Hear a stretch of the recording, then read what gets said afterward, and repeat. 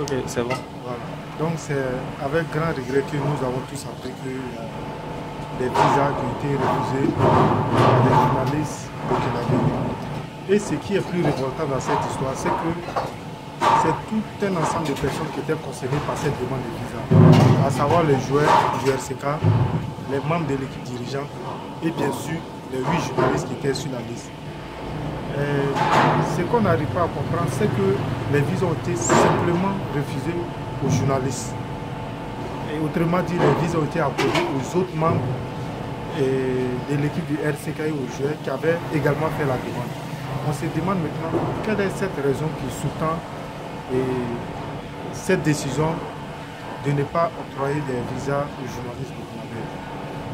Là n'est pas le problème. Mais de notre côté, en tant que journaliste sportif, nous ne pouvons que marquer notre indignation face à ce qu'on qualifie de déni du droit du peuple burkinabé à l'information. Voilà. Et à écouter les dévanciers, les Algériens ne sont pas à leur premier forfait du genre. Par le passé, ils ont déjà montré des actes, en tout cas, qui n'ont pas un peu la profession du journaliste. Le match retourne dans quelques jours. Alors, que comptez-vous faire? Voilà. Je pense que si un pays n'autorise pas des journalistes à fouler son sol, en principe, ce même pays ne devrait pas permettre aussi à ces journalistes de se rendre à l'étranger pour couvrir un match.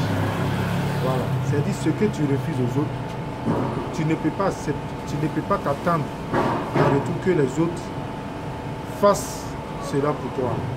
Voilà. Je pense que si les Algériens ont refusé des visas aux journalistes sportifs pour des raisons qui leur sont propres, c'est leur droit. Mais je pense que c'est de notre côté aussi. Nous ne pouvons pas prendre des actes, nous ne pouvons pas entreprendre des actions en tant que journalistes. Mais nous, tout ce que nous pouvons faire, c'est d'interpeller l'autorité à appliquer la réciprocité par rapport à ce tas que l'ambassade a commis. Autrement dit, nous ne voulons pas de journalistes algériens sur le sol burkinabé. Ce n'est pas une histoire de rancune ou bien mais c'est une histoire de logique. Voilà, c'est une histoire de logique avant tout.